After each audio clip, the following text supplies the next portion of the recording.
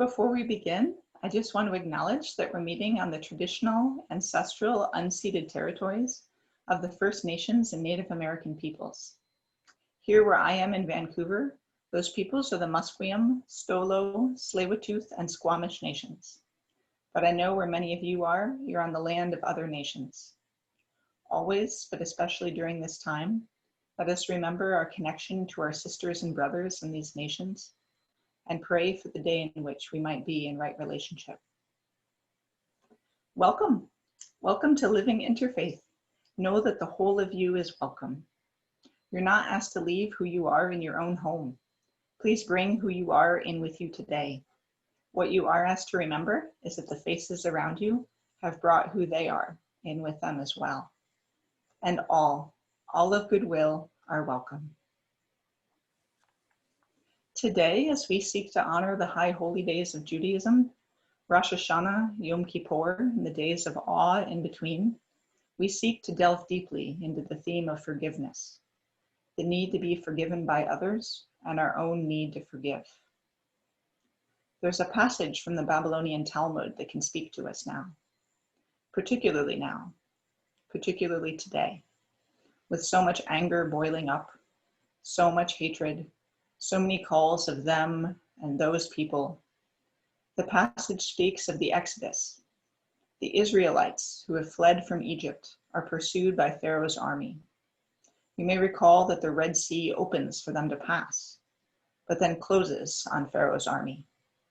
The Talmud reads, "In that hour when the Israelites crossed the Red Sea, the ministering angels wanted to sing a song of praise before God. But God said to them, 'My handiwork,' meaning the Egyptians, 'is drowning in the sea. Yet you want to sing a song before me?'" Forgiveness and the recognition that we are all children of spirit. Greg, if you could lead us now in Come, Come, Whoever You Are. So as I mentioned. Actually, I think it was Carolyn's got it. Oh, is Carolyn doing this one? Okay. Going to be me, but I did have a little idea for Greg. He could keep himself muted, but I don't, Kathy, you're going to put the music up, right? I am, yes. Let me get it right now. So I don't know if I've ever noticed before that this song could be done as a round. And I thought since Greg is a conductor, he's a band conductor for 39 years, that I could start on my flute where it says number 1, and then where it says number 2, Greg could sort of conduct in, and he'll be singing. He'll start. So where it says 1, I'll come in. And then at number 2, maybe the rest of you could come in, or whoever wants to. But you start back at come, come. So when the flute gets to number 2, Greg will conduct you in at come, come at the beginning. And then it's kind of like a round. So you'll hear the flute in the background and you guys will be singing the harmony. It may or may not work, just a fun idea. So, and I believe we will be singing in our own homes, but neither of you will be singing. So folks are not going to hear the words except the ones they're singing in their house, just as a heads up. Because usually Bruce plays the music and he and Cheryl both sing.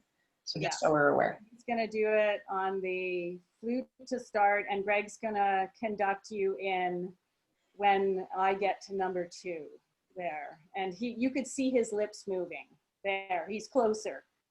No, I switched to a different chair. Oh, okay, here we go. Just for fun. My creativity. Okay, I'll just give us a note. Okay, I'm going to start.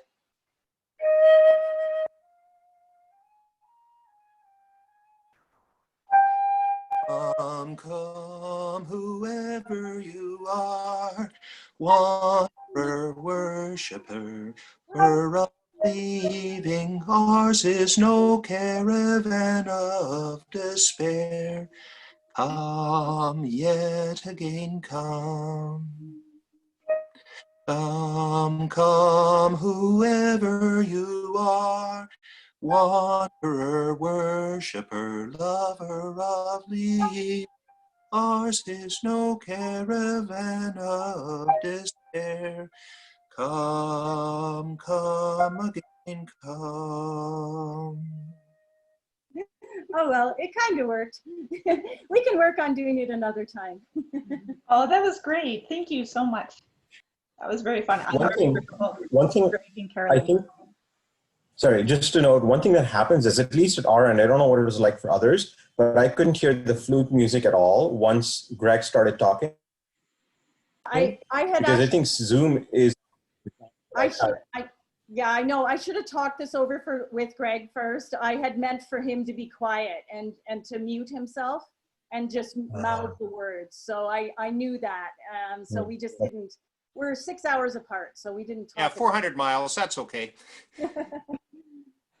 No, it was still lovely. Thank you so much. I'm very grateful to them that, you know, they're in different cities right now. As I mentioned to some folks earlier on the call, Greg is down in Creston, BC, and Carolyn's with her mom, Miriam, in Calgary. So it's kind of fun. And then Stephen's in Lynnwood, Washington, and I'm in Vancouver. So we're all over the place. And we have folks from many different states and provinces. So it's fun kind of, I said we're very scrappy, trying to figure out how to pull the service together from all over. That was very fun. Thank you. We have just a couple announcements. The first one is the food drive is still happening. I think I mentioned that at our last service. It's the annual BC Thanksgiving food drive. They're trying to organize because even before COVID, there were about 4 million people in Canada who were relying on local food banks for support. And we're going to be having Thanksgiving coming up in just a few weeks. So I know we have until next Saturday, September 26th, to try to donate food to the different food banks. So I can put the link in the chat of where you can go for more information about that, but they are still organizing that over the next week. Let me find the chat. And also, so this month we're going to be kind of off a little bit. Usually we try to have something every week. So either we have one of our services, one of our 2 services, or we have Harold Rosen leads us in our wonderful World Scriptures group, or we have Sukhvinder Kaur Vinning leads us in our meditation. So usually that would happen this coming week, but because she's sort of slotted in to do those on the last Tuesday of every month, that actually won't be for another week. So I did put it in the email I sent out, but it'll be on the 29th. So we're going to get a little jumbled up for a while where we have multiple events happening in a week and then nothing for the next week. So just be aware that that's happening. And then finally, some of us are from the Vancouver School of Theology, and they're going to be having a virtual open house on September 30th. It'll be online just to get some more information about some of the different programs they have, including, you know, I'm in the MDiv, but they also have the Interreligious Studies and Indigenous Studies programs. So you can get more information about those. So feel free to reach out to me if you're interested. I can give you that. Are there any other announcements that folks would like to make at this time?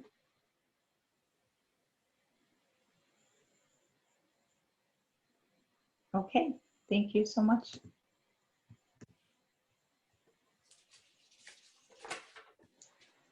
Stephen will be leading us in the Shema. He's going to do the Hebrew, and I have, if you just give me 1 second, Stephen, I have the English here somewhere.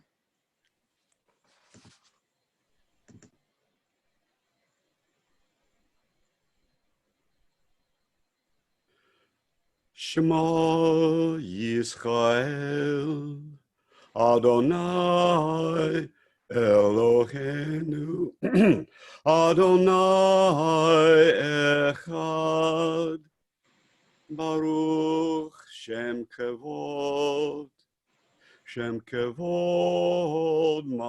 Mahuto Le'olam Va'ed. Thank you. Hear, O Israel, the Lord thy God, the Lord is one. Blessed be the name of his glorious kingdom, forever and ever. Amen.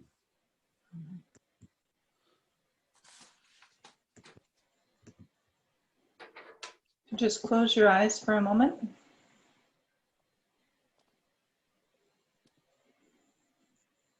We'll sing a new song to the eternal. Shout praise all earth, break into music and song. Praise the eternal with lyre and song. Let the sea and all within it thunder praise, the world and its inhabitants. Let rivers clap their hands. Let mountains sing in chorus. O sing a new song to the eternal. From Psalm 98.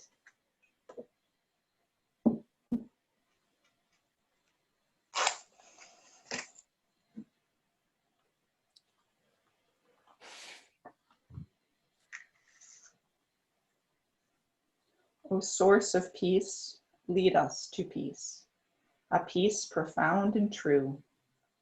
Lead us to a healing, to mastery of all that drives us to war within ourselves and with others. May our deeds inscribe us in the book of life and blessing, righteousness and peace. O source of peace, bless us with peace.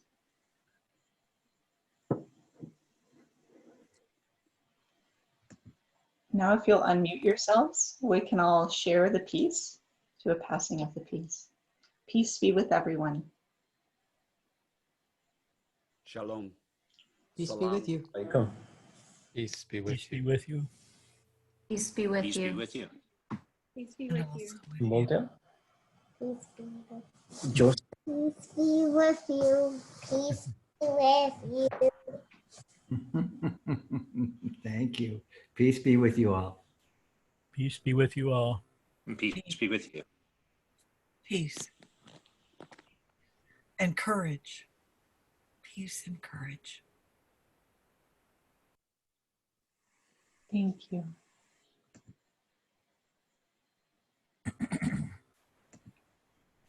We'll do our joint affirmation.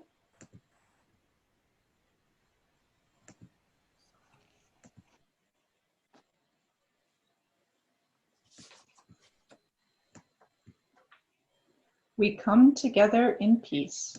We sing We sing together together in joy and with love. We worship together in one house, a house with names beyond number. Our paths are many, our beliefs are as leaves, and the tree that we cleave to is nourished by the light of compassion, justice, and mutual respect. May our lives, our beliefs, and our actions help to bring about the world of love we all seek, and let it begin here. And then we'll do a responsive reading.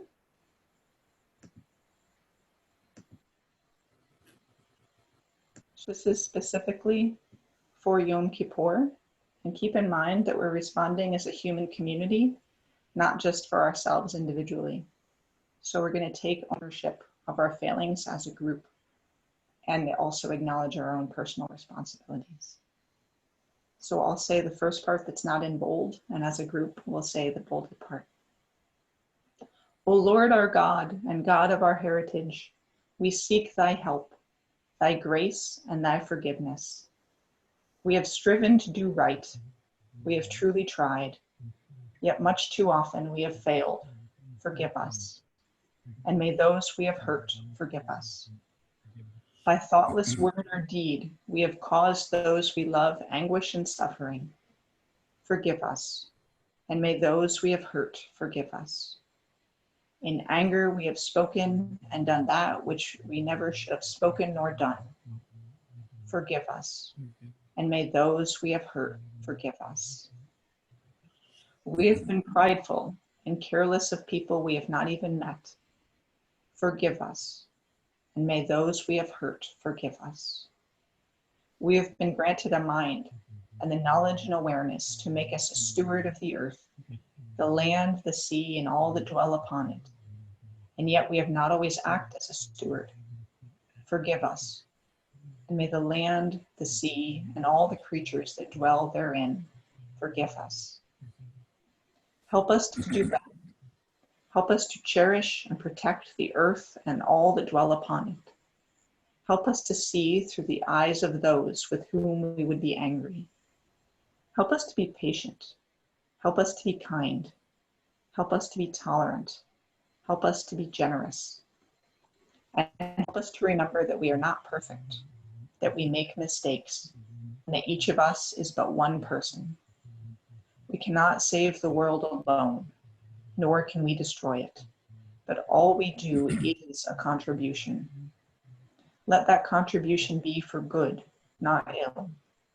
Let whatever we may add to the scales, be it twig or boulder, be added to the side of righteousness. Help us to live a life of mercy and of active compassion and of love. Amen. Thank you.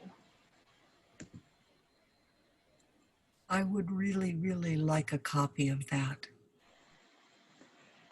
Yes, I can send that out if folks would like that. Stephen sent me that. I don't know. Stephen, is that the traditional prayer?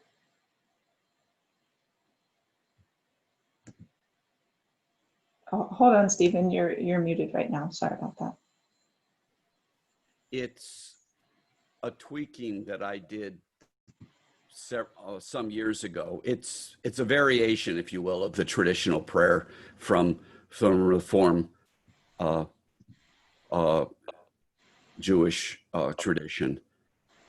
It's, again, the glorious thing about Judaism is there is no pope. So I'm allowed to tweak it as I will. And so it's close to, but a tweaking of the traditional Reform Jewish responsive reading for Yom Kippur. That's great. Thank you. Yes, and I'm happy to send it. I see several folks really appreciated it. So well done, Stephen. We really appreciate the original prayer and your tweaks. And David says it's good for any day, for sure.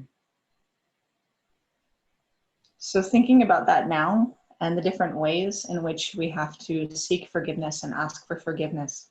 Now, when we go into our own personal prayer for a few minutes, we just think about those things and think about what we hope for in the new year.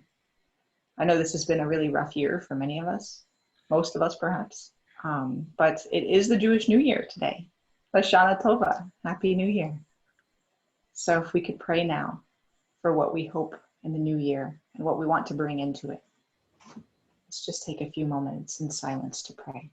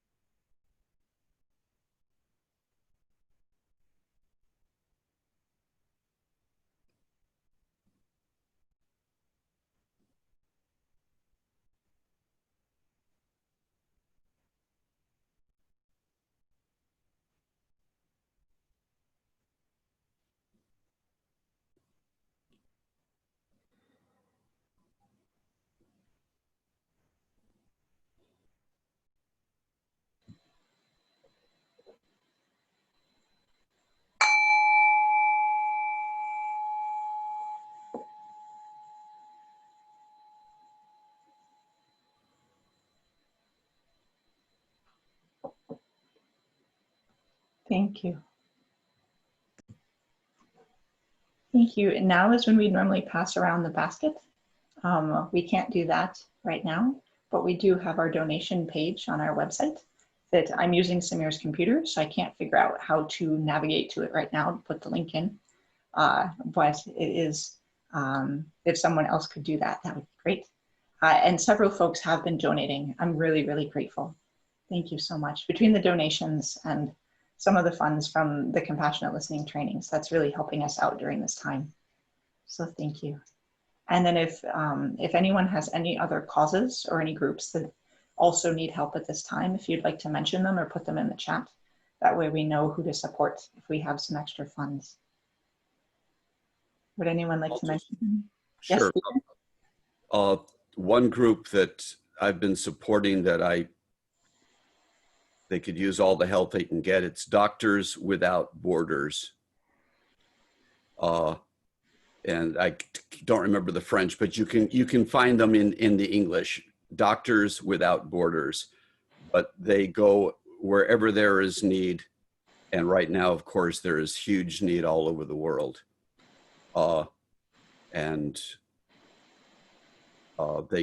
Anyone, if you can help, they certainly, they don't take into consideration race, religion, anything. All they take into consideration is need.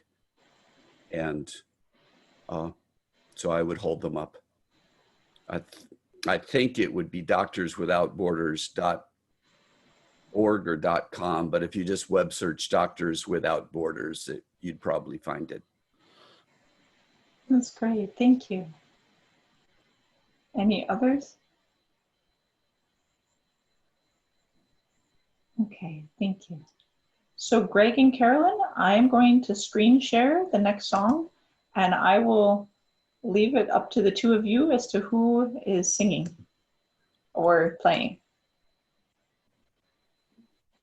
I believe it is me again, but I won't get all fancy with just the flute. Yeah, you don't want to hear me sing. It's Carolyn. We did hear you. It sounded pretty good. Yes, we do, right?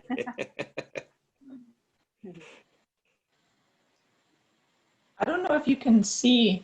I think mine is still opening.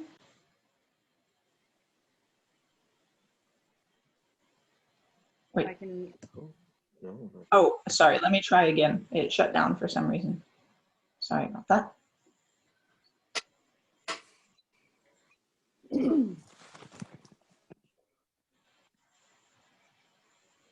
Here, I'm gonna try it this way. And I'm gonna look for it. Sorry, hold on one second.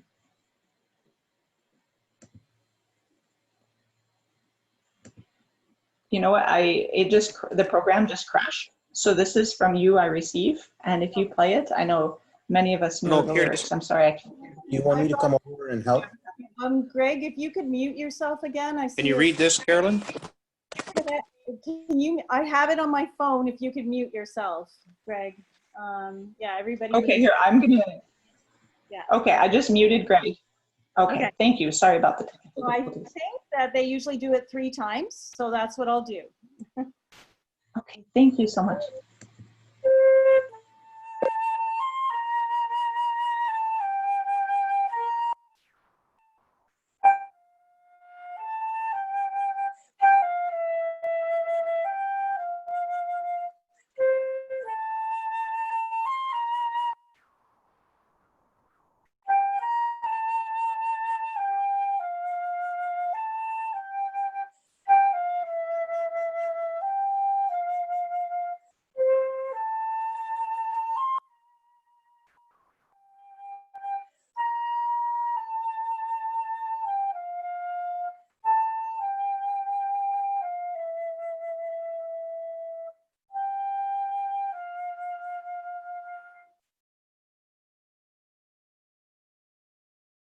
That was beautiful. Thank you so much, Carolyn. Beautiful.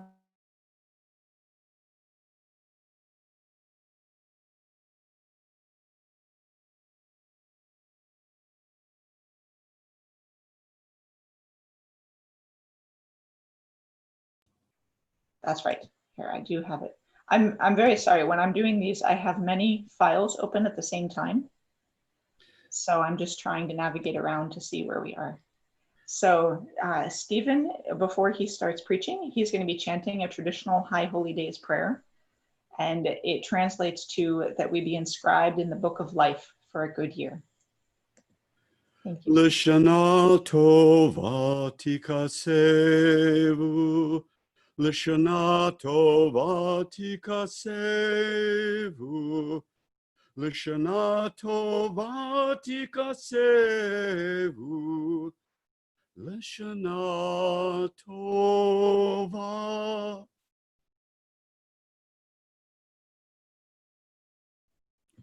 Beautiful. Thank you.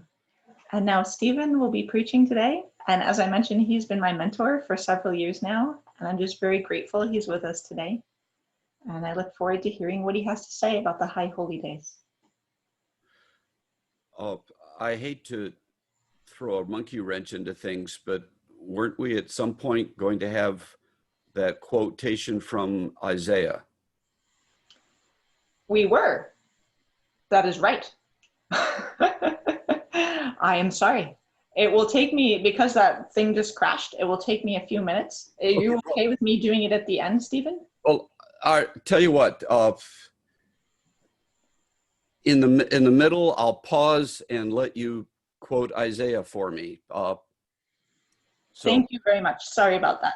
That's okay. I am totally chagrined and thoroughly amazed that you're not perfect, Kathy. Very sorry. It's I don't know what to say. But since none of us is perfect, I wouldn't worry a whole lot about it.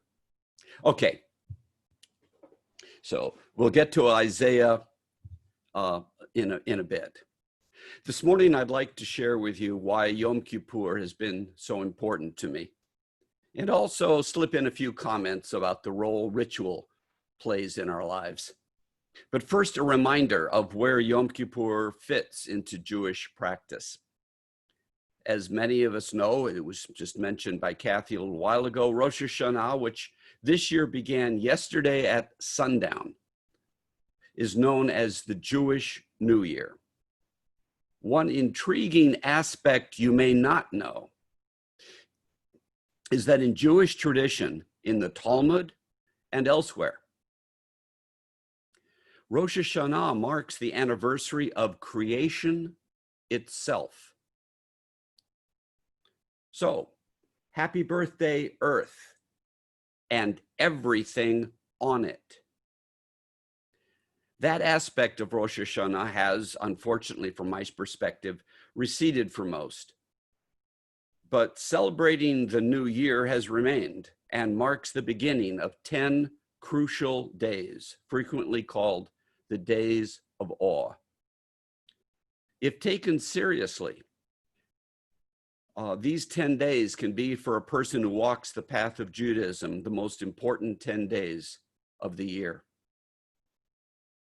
When I was a kid, I never understood the need for a Jewish New Year. I mean, January 1st seemed like as good a day as any, and most everyone else seemed to be celebrating on that day. Of course, I didn't realize until just after college, when I was doing some research, that the only reason we celebrate January 1st instead of March 1st as the new year was that in 153 BCE, Rome was losing a war. Truth. A new consul was elected to command the legions, but he couldn't take command until the new year. So the Roman Senate didn't want to wait until March 1st, and the new year was moved to January 1st.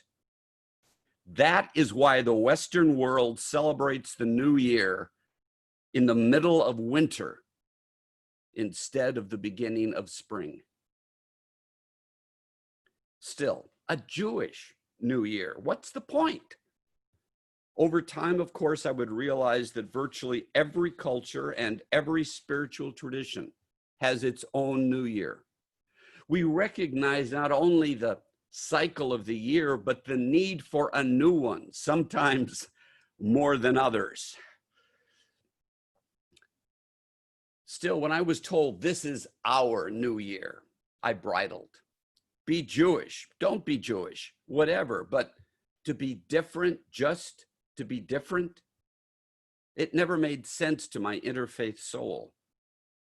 It wasn't until I was in my late 30s when I took a fresh look at Yom Kippur and began to take it seriously that Rosh Hashanah at last made sense to me, not so much as the new year, but as the beginning of 10 very important days, the days of awe.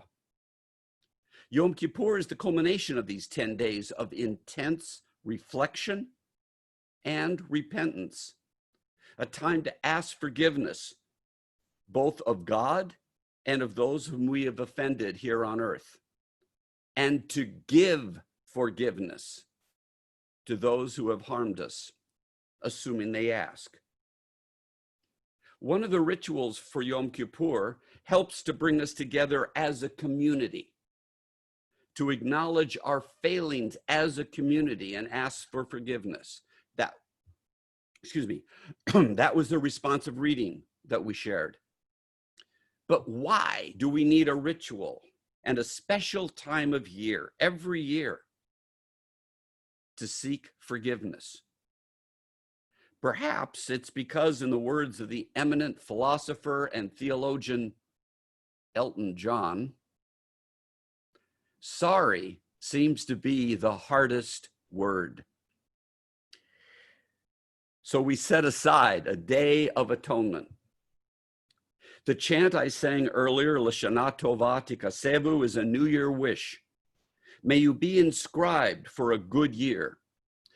Tradition holds that if we have been properly repentant, the angel in charge of such things will inscribe in the book of life that we should have a good year ahead.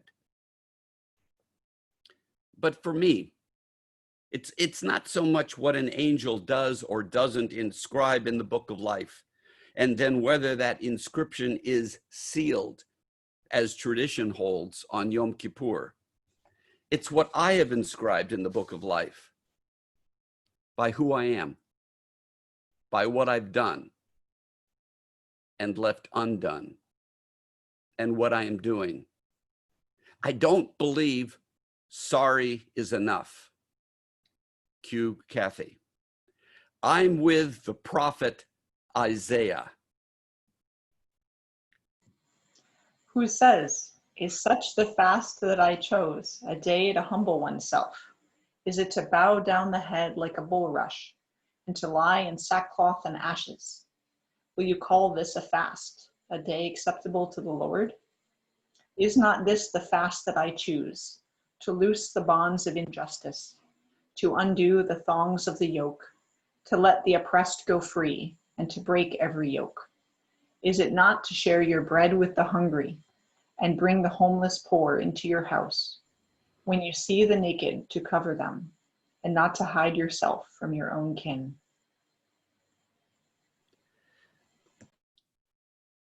One of the most important rituals for observing Yom Kippur is that 24-hour fast. Becoming lost in the ritual is, I believe, what Isaiah was talking about in what Kathy just spoke, written some 2,700 years ago, when the ritual of fasting seemed to Isaiah even then to have become too important. And in response, he angrily cried out that what was important was the why of the fast. Be awake, feed the hungry, break the yoke of oppression. For me, the days of awe and Yom Kippur are a time to ponder both the past year and the coming year. This is who I am today. Is the who I am the person I want to be? And if not, what do I intend to do about it in the coming year? One personal habit that I have is to go over my phone book. As I go through it, name by name, sometimes it's jarring to realize I've lost touch with that person. Every year, I make a Yom Kippur list. What path am I on? And is it the path I want? To whom do I owe an apology? And finally, with whom do I need to reconnect? Some years, it's a long list. In all honesty, there have been years when I looked deeply into myself and what I wanted to do and realized that the who I was couldn't possibly accomplish it. I needed to change who I was. Happily, I don't think this was one of those years, though I now have 10 days to reflect and be sure. But there have been several in my life.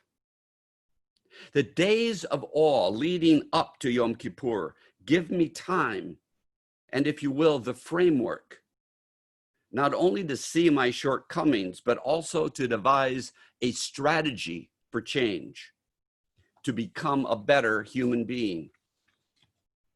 What calls to me about Yom Kippur is that it gives us, if we will take it, the opportunity to start over, to change direction, or to continue on, but with intention, not by accident. My friend Samir has referred to Ramadan as providing a reset button. The same is true of the High Holy Days. Clear the dead wood away. Do some pruning as needed. Both Judaism and Islam, among so many of our spiritual paths, provide us rituals to help us accomplish these tasks. And we need them, or at least I do.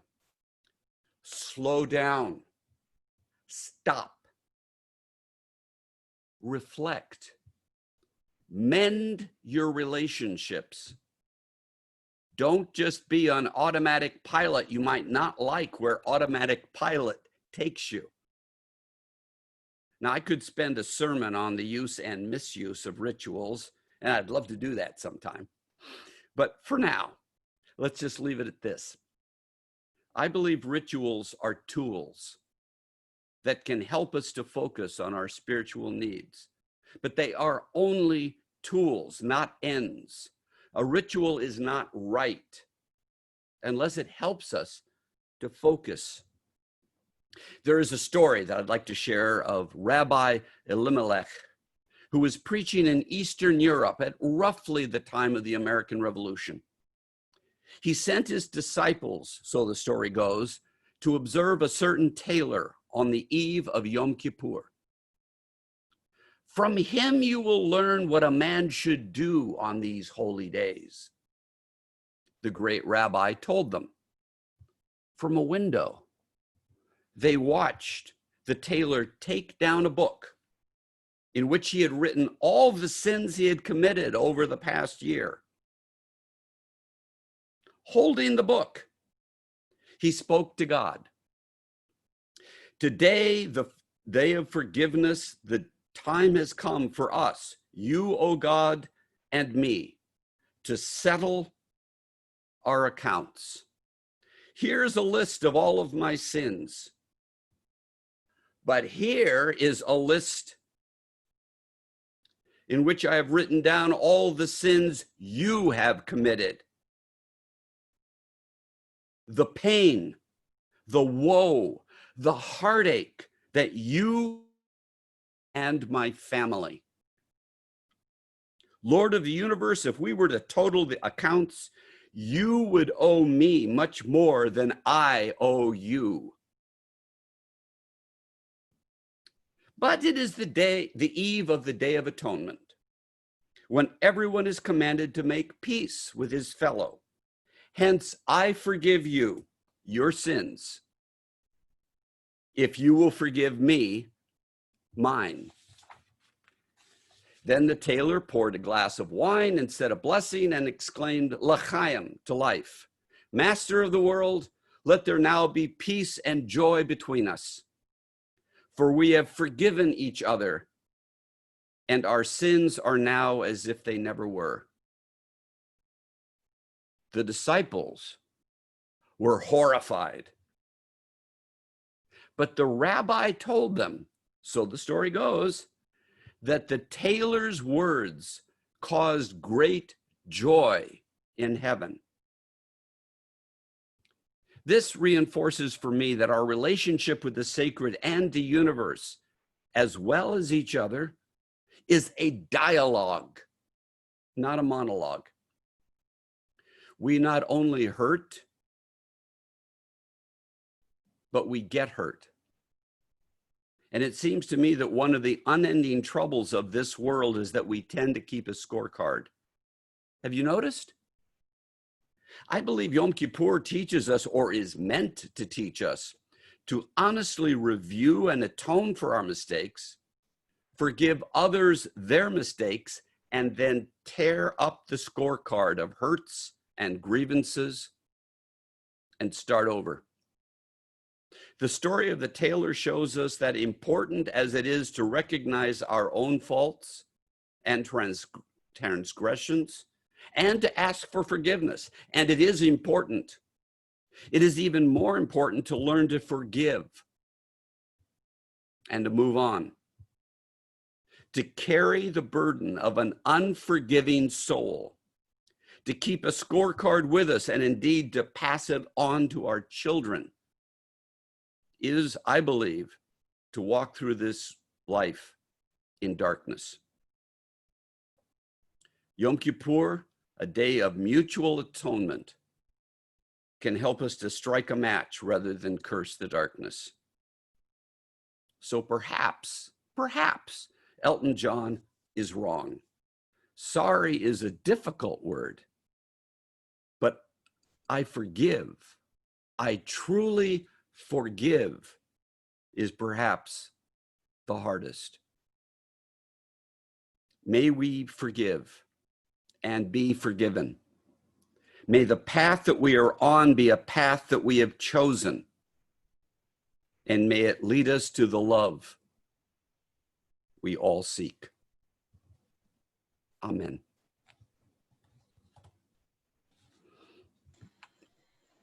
Beautiful. Thank you so much, Stephen. Our final song, I'll share the lyrics, and I think I'm right that Greg will be playing this, although that might not be true. Let's see, I think Greg might be muted. Hold on. Let me look for him. Oh, hold on. There it is. There we go. Perfect. Okay, 8-bar introduction. Hopefully the iPad won't fall over where I've got it propped up. So we'll see. Oh. And I just have to play it. It's tipping over. 8 bars. No problem.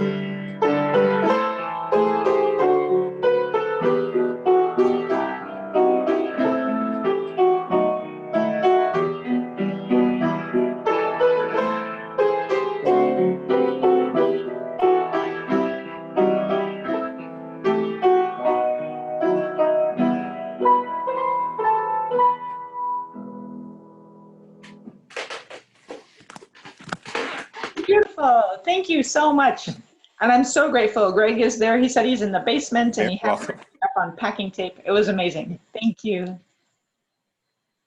So friends, thank you so much. Very welcome. Lashana Tova. Go in peace. Go in love. Go ask for forgiveness from those whom you need to, and accept their apologies if you can. And just try to remember that this is a time for a fresh start, not in the middle of the winter, but right now. We can have a new start and we can open ourselves up to one another yet again. So thank you. May you have a blessed time during these days of awe. Amen.